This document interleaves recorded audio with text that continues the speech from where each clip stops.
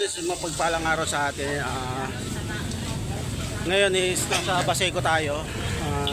Pinuntahan po natin si Jeffrey. So kasama natin si Kuya Buknoy. Nandiyan si Kuya Damo. Si Papa din kasama ng nanay ni Jeffrey at saka si Jeffrey. So pupuntahan po natin ngayon yung nakita nilang uupahan para may lipat na sila. Kasi nga 'di ba sa napanood yung mga vlogs ni Papa din, masyadong masikip para sa kanila yung kanilang tinutuluyan. At maganda yung may lipat sila para kahit paano yung maging komportable yung lugar nila. So andito kami ngayon sa Baseco. At medyo may kalayuan ng konti yung nakita nila Jeffrey na lalakarin nila papunta sa upahan nilang bahay. So yun mga business, update ko kayo sa mga mangyayari. Let's go! Mga business, galing na kami doon sa bahay sana na nakita nila Jeffrey. Ang problema, mukhang meron na naunang nakakuha, kaya yun, hanap ulit sila. At nakita natin yung reaction Jeffrey, malungkot. Panoorin nyo po yan sa vlog ni Papa Dins. At ganoon talaga kasi dito sa lugar nila mukhang mahirap makahanap ng paupahan dahil nga crowded na rin. So paunahan ang diskarte dito. Kailangan mabilis ka talaga. Pag may nakita kang paupahan, siguro sa araw na yun dapat mag-down ka na ng, diba? Para hindi na mapunta sa iba. So yun ngayon mga kabisnes, pabalik kami kila Jeffrey at siguro mag-iiwan na lang si Papa Dins ng pang budget nila at para mawala din yung lungkot ng bata. So yun mga kabisnes, abang-abang sa mga maraming ganap ngayong araw na to kasi marami kayong aabangan sa, lalo na sa Kabisnes Official, Papa Dins, Miss KB Official, kaya abang-abang po mga business.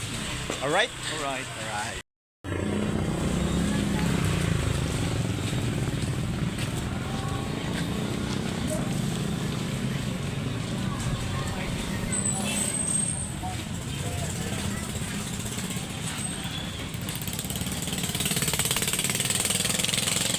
Nandito tayo sa Cagsawa Ruin. Ito po yung sikat na landmark sa Mayon Volcano. Ayan po mga ka-business namin minamahal.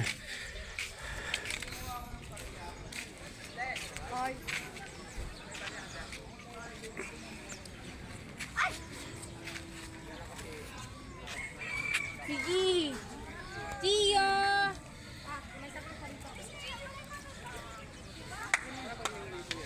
Bangga daw kaya magsuwasay ba ng 100 tapos bibigay ko 10. Ayun Ayun si Kuya Damo. Pagkakataon na ito walang asawa. Sino walang asawa dyan? Ano bang pangalan ito walang asawa? Ano pangalan? Pangalan ko walang asawa. Pagkakataon ko sana. Pumunta kami dito. Pumunta talaga sa ito ang baka ko namin. Naano na ba yan? Yan. Ayun na mga business. Dito na kami sa Pascat, Roro. So it's my first time here. It's my first time here na makasakay ng ganito. Ayan si Papa Dins, Paps. Ayun, yun ko yung Buknoy. Tsaka hulaan nyo kung sino to. Yan. Yan na lang ang pinaka-clue. Panagulobo daw. Marunong na bangoy. Yan. Lipat ko lang yung camera ko mga business. Kaya si Kuya Damo. Kuya Damo! Mabawat pero Saan ka galing? Kala ko naglambi-lambiting ka na naman dyan sa mga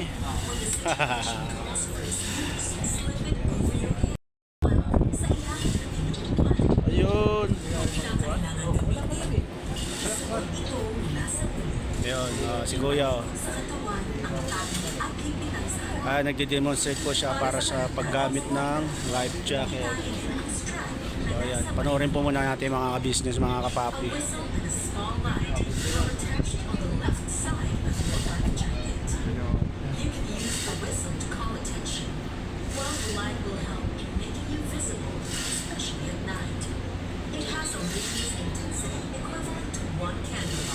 Yan.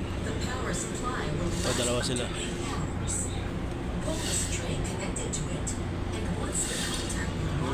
Oh, ang galing. If ever man mga ka-business, yun yan. Yes.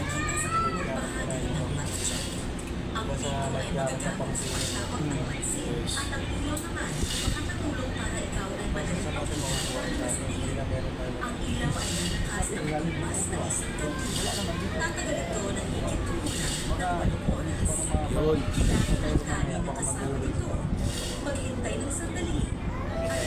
Kailan tayo business mga kabati.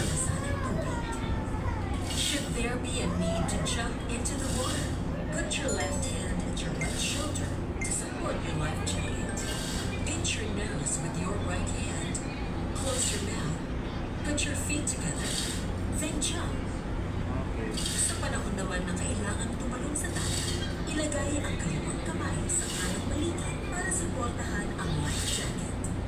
Pisilin ang ilong ng kanang kamay. Isa na ang bibig. Pagdikitin ang mga paa bago tumalon.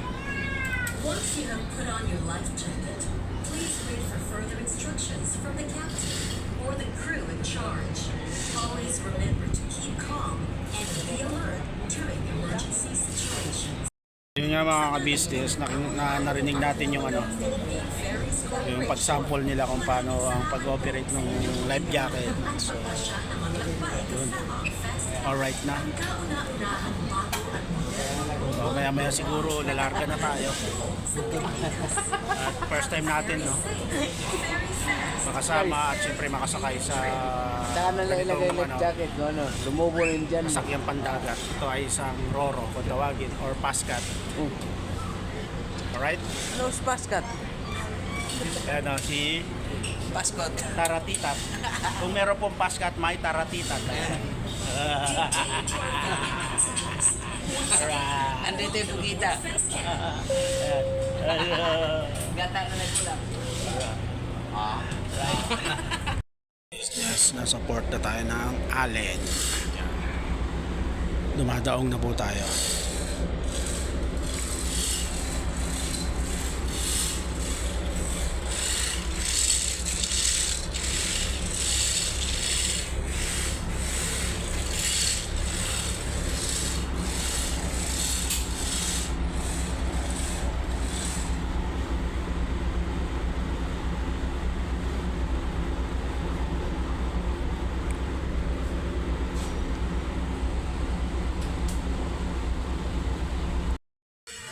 Ayan mga business padaong na po. Padaong na po tayo. So dito po yung mga sasakyan. Ano yata yung sasakyan, yung gamit namin.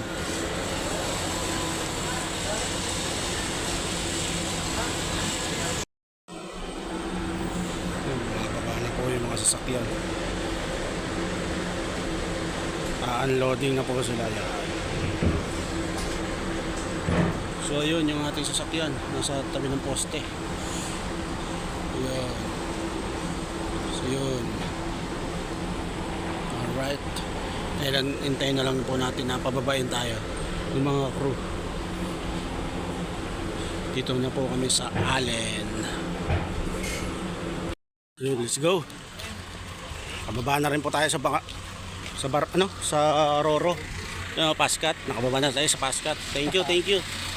Let's go, damo. Let's go, ito na yung ating service. Let's go. Alright, welcome to Allen.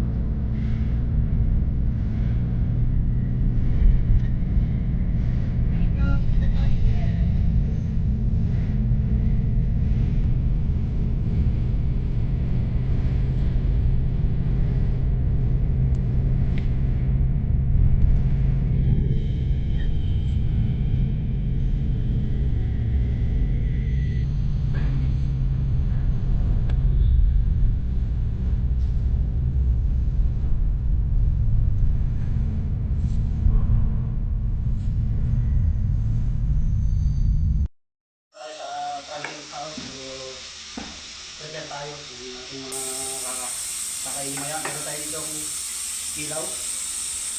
Yan, ilaw po. Yan. Ilaw yan, ilaw. Ilaw. Ano to? Tuna. Tapos ito, pang sabaw. Sabaw ang mamaya ni Bay. Yan o. Tapos meron tayo itong lepo. Ito. Meron tayo itong pang ihaw ni Bango. Ang ihaw, pang ihaw. At siyempre yung ating pinaka-magtarap sa lahat, yung kanin natin, luto na. Ayan. Alright? Right. Ang piniprepare ko kayo mga business eh, kilawin. Ito sa mga budget natin. Tayo kumain sa ganito yung talaga ng yummy. Sarap talaga kikilawin tong no, yung dyan eh, ano, yellow pin yan eh. Sa mga Bisaya ang tawag niyan tong is panit. Panit. Sarap talaga kilawin yan mga kabisnes.